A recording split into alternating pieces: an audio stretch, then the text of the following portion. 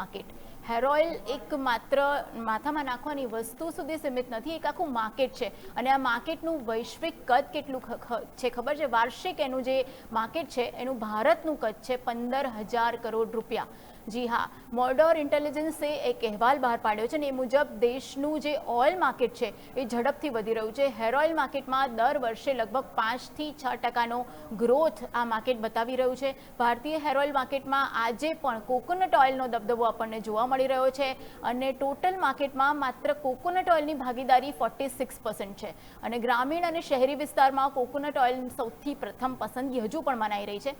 ખાસ કરીને દક્ષિણ ભારતના જે વિસ્તારો છે એમાં કોકોનટ ઓઇલની પકડ હજુ ખૂબ જ મજબૂત છે।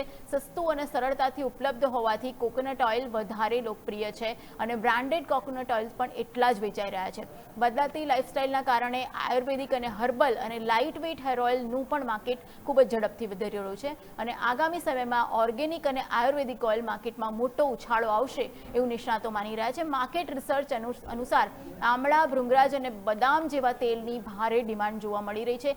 મેરિકો ભારતીય હેર ઓઇલ સેક્ટરમાં સૌથી મોટી અને અગ્રણી કંપની છે અને હેર ઓઇલ માર્કેટમાં કોકોનટ ઓઇલનો 46% જે માર્કેટ શેર છે એમાં કોકોનટ ઓઇલ સેગમેન્ટમાં મેરિકોની પેરાશૂટ બ્રાન્ડ છે એ 54% વોલ્યુમ શેર, એટલે સૌથી વધારે જો વેચાણ થતું હોય કોકોનટ ઓઇલનું તો એ મેરિકોની પેરાશૂટ બ્રાન્ડનું થાય છે। અને આયુર્વેદિક, હર્બલ અને આમળા તેલ સેગમેન્ટમાં ડાબરનો પણ ખૂબ જ દબદબો છે। લાઇટ હેર ઓઇલ સેગમેન્ટમાં બજાજ કન્ઝ્યુમર કેર જે સૌથી વધુ માર્કેટ શેર ધરાવે છે અને ભારતમાં કુલ હેર ઓઇલ માર્કેટના 38.9% જે માર્કેટ છે એ લાઇટ હેર ઓઇલનું છે અને લાઇટ હેર ઓઇલના કુલ માર્કેટમાં બજાજ 60% માર્કેટ શેર ધરાવે છે।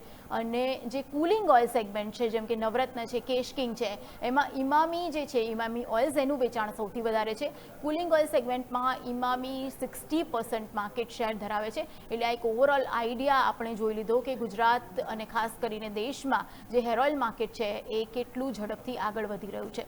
હવે વાત કરીએ ગુજરાત સ્પેસિફિક કેટલાક સમાચારોની ને ખાસ એમાં જોવું છે ગુજરાતનું જીએસટી કલેક્શન।